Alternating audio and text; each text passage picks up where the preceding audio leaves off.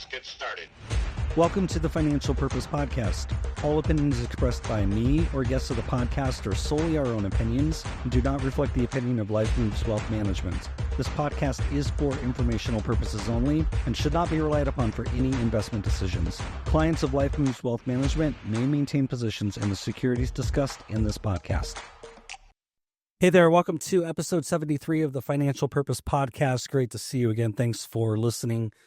Today, this is episode 73, Financial Purpose Podcast.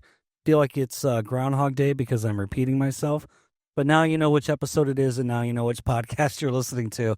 So today I want to talk about a topic that has come up for several of my clients already this year, and we're just about midway through February, and that is Roth IRA conversion. So I want to talk about the power of Roth strategies today, whether it's a Roth contribution directly or a Roth conversion, why somebody would do that, what are the tax benefits, how does it work, all of that. But before we get into Roth strategy, since we're talking about taxes, I sent out an email this morning to clients of Life Moves Wealth with some important tax deadlines that they need to know about for both individuals and for businesses, as well as a little checklist of documents that you may need to take to your tax preparer to start the process of filing taxes. So if you would like to see that email, including these dates, I'm going to read just a couple of them that are applicable to most people. There's a few more dates to look out for, but also that checklist can be very helpful. So if you want that,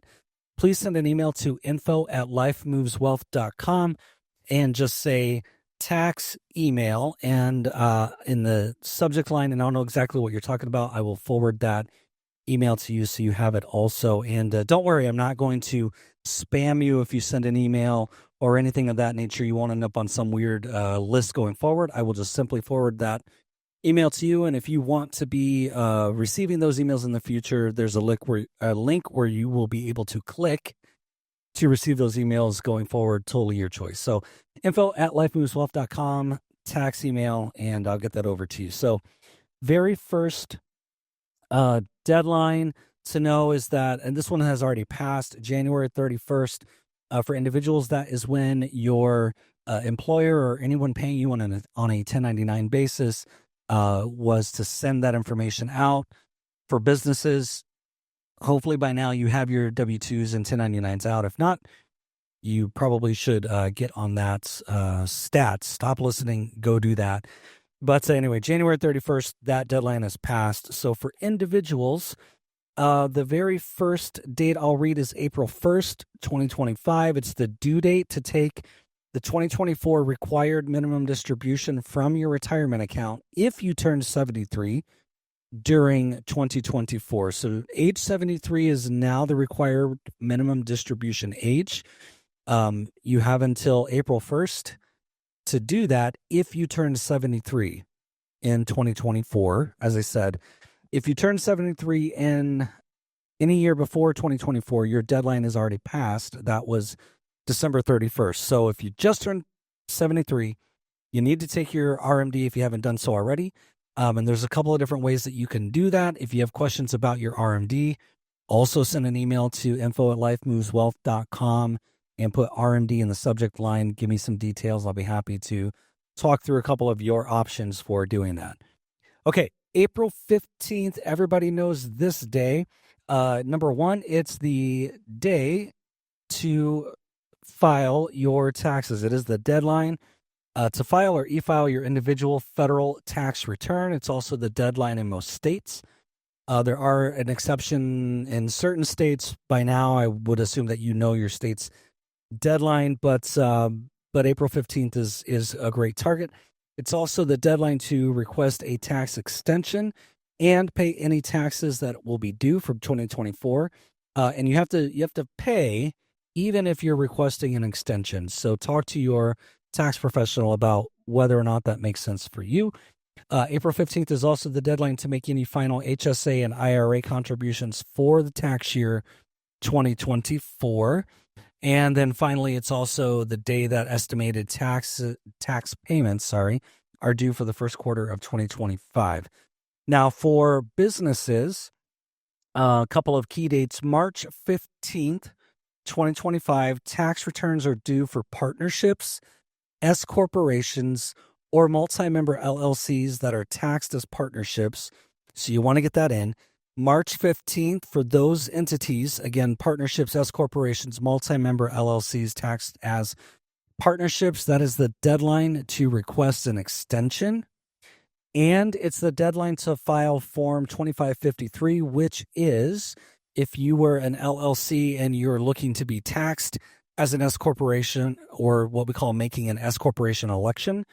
March 15th is the deadline to do that for the tax year of 2024. And then April 15th, also an important date for C corporations, sole proprietorships, single member LLCs, and LLCs that are taxed as corporations. If your business uses the fiscal tax year, the 15th day of the third month, that's the rule. So you would have to file there. If you if your business is on a fiscal tax year, then calendar tax year, file by April 15th. Fiscal tax year, file by the 15th day of the third month after the end of your tax year.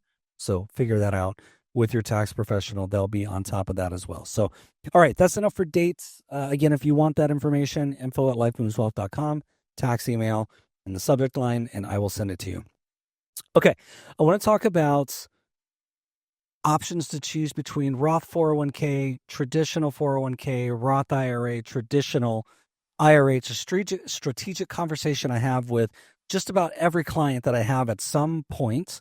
And while the right answer may vary based on your financial situation, getting the right strategy in place can significantly impact your long-term tax burden, i.e. save you money, and give you more financial flexibility, especially in retirement.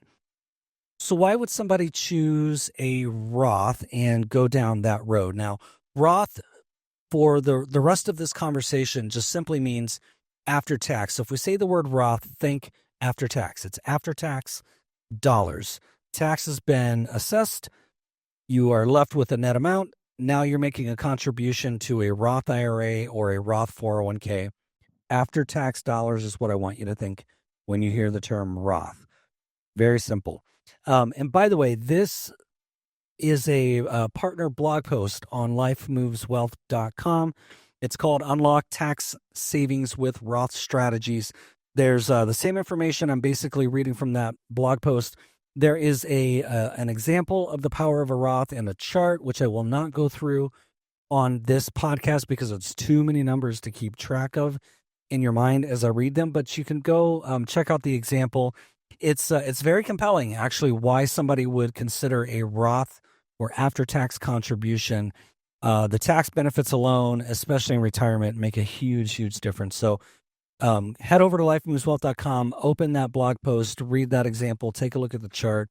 Let me know if you want to talk about it. But Roth accounts offer tax-free growth and withdrawals. They eliminate the need to pay taxes on those earnings in retirement, which is where you save most of the tax dollars. Also, they have no required minimum distributions, which allows your investments in a after-tax account or a Roth account, in this case, to continue growing tax-free forever, unless the tax code changes, which right now Roth tends to be a sacred cow, so I wouldn't expect it to change. But you start a Roth IRA, you contribute to a Roth 401k, the money grows completely tax-free forever. There's also some other benefits that I'll get into here in a minute. So a Roth 401k can be beneficial for individuals in a lower tax bracket today who expect higher earnings in the future, typically younger professionals who are just starting their careers. This helps them benefit from locking in a lower tax rate now when they make those contributions. And they lock in the tax rate because it basically grows, as I said, tax-free. So they're paying taxes on the money now and depositing it into that account. They will never pay taxes on that money again, which is fantastic, unless there is a caveat, which I'll get to. So put an asterisk on that. But otherwise, in a retirement, they'll never pay taxes when they use that money. So by contributing to the Roth now, you can hedge against future tax increases. It provides tax-efficient wealth transfer to your heirs. And it's crucial for tax planning, which is a major factor when we start talking about retirement income. Higher taxable income in retirement, which a traditional 401k contribution or a traditional IRA that maybe got rolled over from our 401k, the longer that those balances grow, the more of a tax hit you will take when you use that money in retirement. So Roth conversions and Roth contributions help us kind of pull that back and put that into your favor. And it's beneficial for how your Social Security is taxed. And it also prevents you from having to pay higher potential increased premiums for Medicare Parts B and D. So it's definitely worth considering. Again, this is the part in the blog post where there is an example. The basics here is that even if you pay taxes and contribute over time, you will end up paying less in taxes over your lifetime when you're in retirement, which for a lot of people, that's a 20 to 30 year proposition, retirement is. And so if you can have a bunch of money setting aside for retirement that doesn't have a massive delayed tax bill attached to it, that is how you're going to win the game long term. It's going to help you in a lot of ways. So check out that example again at lifemoveswealth.com. Okay, let's talk a little bit about Roth conversions and some of the other advanced strategies, because it's one thing to make a contribution, and there are some limits for that based on your income and also how much the IRS allows you to put in annually. That's one thing. And then a conversion is something entirely different. So a Roth conversion allows an individual to move pre-tax funds into a Roth account, paying the taxes now in exchange for tax-free growth, again, forever. The strategy is most effective in several places. So first, when you're earning lower income or in your earlier career years, converting pre-tax retirement funds to a Roth IRA while staying in a lower tax bracket minimizes the upfront tax cost. So that's very important because you're going to pay Roth conversion taxes at your ordinary income rate. So if you're in a lower tax bracket, it will cost you less to move your money from tax deferred into a tax-free Roth account or an after-tax Roth account. You're going to pay the taxes when you do the conversion, but that money will then grow tax-free after that. And again, that taxable amount is at your ordinary income, not capital gains, because it's in a tax-deferred account to start with, or it's in a tax-free Roth account. There's no capital gains on those. You will only pay any tax that's due at your ordinary income rate.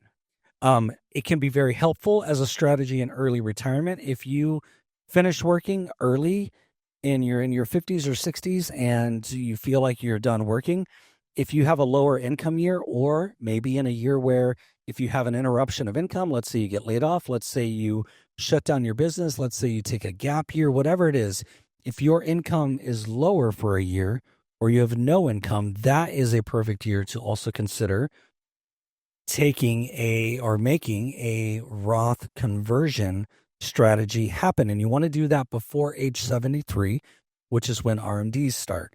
So by converting pre-tax retirement funds to a Roth IRA during the lower income years, you'll minimize the cost of the taxes that will be due, and it starts the clock on all of that money growing tax-free for the rest of your life. So I want you to think about your investments. We had a great investment return last year in the stock market, depending on how you were invested. But even if you're just in the index fund in the S&P 500, the S&P 500 returned around 23% in 2024. So imagine 23% of your money in an index fund, if that's how you're investing, just for purposes of illustration, growing tax-free. Your money's going to keep compounding and you're not going to pay taxes on it ever again. It's fantastic. So speaking of the market, another great time to do it is during a market downturn. So if your investments have temporarily declined in value, converting a larger portion of your assets during those down years also gives you a lower tax cost, because here's what's true about market downturns is the market recovers at some point. And so it's essentially you're able to kind of move your money from tax deferred to tax free at a lower cost, and then the investment gains are going to come back, and that's going to grow tax free. It's fantastic. So the IRS again looks at that as ordinary income. That's how you're going to be taxed. But it gives you all that growth when the market does recover. For high income earners, which I have a couple of clients where this was a strategy we have to use already this year, you would use a backdoor Roth IRA. It allows you to make contributions into a non-deductible traditional IRA. So the challenge with this is that you can only contribute a certain amount. So this year, for 2025, if you are younger than age 50, you can contribute $7,000 to a IRA of any kind. If you are 50 and older, you can contribute an additional $1,000, and there's a catch-up contribution. So for a backdoor Roth IRA conversion, what we did simply, and this was one of my clients, we just did this a couple of weeks ago, is we took $7,000 because this client is younger than age 50. We opened a traditional IRA, made a contribution of $7,000, marked it as a non-deductible contribution. And then once the cash settled, we simply then made a Roth conversion of that cash into her existing Roth IRA. And so now we were able to do that because their household income is above the Roth phase out limit for earnings. So you're able to do that. You still get money into the Roth. You still make the contribution. It has to be coded a very specific way, but it's a great way to do it. There's another strategy that is even more powerful, and this is some 401k plans. You have to check your summary plan description or talk to whoever your plan administrator is to find out if your company's 401k allows this, but it allows what's called a mega backdoor Roth contribution. This allows high earners to make after-tax contributions and then roll those funds into a Roth IRA or a Roth 401k account. That strategy enables up to $70,000 in total 401k contributions. That's the 2025 limit, including your employer match. So I want you to think about this. For simple math, if you're under the age of 50, you can contribute $23,500 to your 401k this year. Your employer can contribute another specific amount on top of that. And then from there, whatever's left over to reach that 70,000, you can contribute in after-tax dollars and have that money growing tax-free. So it's a fantastic way for a lot of people to get somewhere in the neighborhood of $35,000 to $40,000 into a retirement savings account this year and have part of that money going completely tax-free. It's an excellent way to do it. It boosts that, like I said, tax-free retirement savings.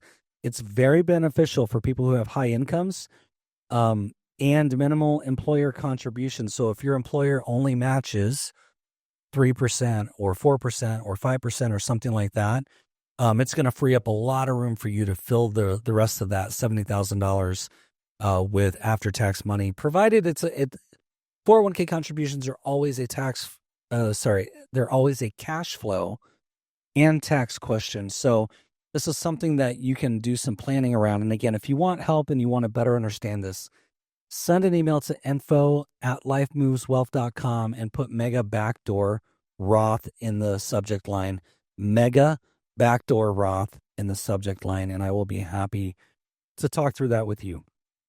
Okay, let me kind of bring this home a little bit. We talked about when Roth conversions might be ideal. Again, if you're earning lower income because you're starting a career or starting a new job, you expect to be earning more later. That's a great Roth conversion application. Also, if you've retired early or if you're taking a year off or if you've got laid off or if you're not going to have income for a few months, that can be a great time to do a Roth conversion. And the reason why is because, again, the IRA considers any amount that you contribute any amount that you convert to a Roth IRA, they consider that taxable income. So great example. I just did part of this for my wife's IRA. She has a larger IRA from a couple of rollovers that we've put together into one IRA account over the past couple of years. I took a portion of that money and took the investments. And most investment custodians allow you to indicate which specific holdings you want to be converted, so that you don't have to sell the investments. And so you're able to retain your original cost basis, your original share count, all that fun stuff. So I went through and I went through her investments and I said, this one, this one, this one. I think I converted 7 or 8 investments, and that money just got picked up. We did a tax withholding, and then it went over to the Roth IRA. So now part of her retirement savings is sitting in tax deferred, and now a part of it is sitting in tax free in the Roth. And I'll continue to convert more of her IRA over every single year. And the reason I'm doing that on a partial conversion is because it's going to be taxable income for us. So you're able to do this in a manageable way. And you can basically say, let's say you earn $100,000 a year. You get midway through the year and you realize that you're only going to be earning, let's say $70,000, but you have a large IRA. Maybe we take 30,000 of your IRA and convert that into a Roth. And so now we just gave you an additional 30,000 of income. So you're back up to the 100 you would have had anyway. See, I hope the example's making sense, but there's some tax planning that we can do to make this make sense. And then the other time when a Roth conversion is ideal is during a market downturn, just because the assets are worth less. It means that you're able to convert more on a lower tax hit. So let me talk about when a Roth conversion IRA or a Roth IRA or a Roth conversion. I'm like losing my train of thought here, guys. I'm so sorry. When might a Roth conversion or contribution not be ideal? That's what I meant to say. And it's if you're already in a higher tax bracket and expect lower income in retirement, the pre-tax contribution may give you a better immediate benefit. And what I mean by that is if you're a high earner and you're making a full deductible 401k contribution, you might need that money, that $23,500, or if you're over the age of 50, you get a catch-up contribution of another $7,500. So you're at $31,000 you can put into your 401k this year. You might need that tax deduction. So you might need $31,000 subtracted from your taxable income. And if that's the case, then you want to make that contribution pre-tax because it's going to help you in taxes rather than making that post-tax or Roth because you don't get the tax deduction in the year you make that contribution. And the reason why is because as soon as you convert it, it's income, and then that money grows tax-free forever. So it's a trade-off. You either get the tax benefit later in life or you get it in the year in which it happened, and you can choose. Higher tax bracket, you might want the tax deduction in the current year. If you're really close to retirement, you may not have much time for the tax-free growth to make a huge difference. So a traditional 401k might be practical. I'm a little suspect on this one, or suspicious that it might not work, because there are a couple of clients who have been closer to retirement where a Roth conversion made a lot of sense because it's pulling that money out of what will be taxed for them later in life. So I know what the tax year is in 2025. I don't know what the tax years or what the tax will be 5 years from now or 10 years from now. And so odds are pretty good that the tax amount's going to go up. Taxes will probably be increased at some point, some way, somehow. So let's take the tax hit that we know now. Let's plan around that. Let's get some of that money moving over tax-free so that way it doesn't count against them for the RMD calculation. And then finally, again, if reducing taxable income this year is important, then you're probably not going to want to do a Roth conversion, especially, and probably not going to want to do a Roth contribution. So some final thoughts as I kind of wrap this one up here. And again, go to the partner blog post at lifemoveswealth.com. Roth strategies provide long-term benefits, but may not be the right fit for everyone. So consider your current tax situation. Talk to your tax planning advisor. talk to your financial advisor, think about your future income, do some projections there. The thing with projections you always have to understand is that anytime that you project any number, the longer you project it, the more assumptions you have to include in the calculation, but it at least gives you something to kind of aim for. And then also make sure that your retirement goals, whatever retirement means to you, are considered and are part of that assumptions calculation before you make the final decision. So again, if you're ready to discuss how a Roth strategy fits into your financial plan, your investment plan, your tax plan, your cash flow plan, your estate plan, all of those things, happy to help you. Send an email to info@lifemoveswealth.com, put Roth strategies in the subject line, and we can get started. This is a great time of year to start thinking about this. Number one, because we can do a couple of things that will impact what happens when you file taxes in April of this year, if you haven't already filed. It's also a great time because it's early enough in the year where we can start taking action that will have a taxable impact next year that may benefit you, and it may start that tax-free clock. So let's get started on it. Send me any questions you have. If you go to lifemoveswealth.com, on the bottom right, there's a little button that says schedule time with me. You can always click that, and it'll pull up a couple of meetings. You can use the tax meeting for that, and I'll be happy to go through this stuff with you. So that's what I have. Again, go to the partner blog post, see the example, see the chart, and I hope that this has been just kind of a helpful, quick flyover for Roth strategies. I am tongue-tied today. So, okay, that's it. I'm going to shut the microphone off before I make any more blubs, and that's it. So until next time, take care of yourselves. Go be financially awesome. See ya. Thanks for listening to this episode. Be sure to like, subscribe, and share. To learn more about your financial purpose, visit lifemoveswealth.com.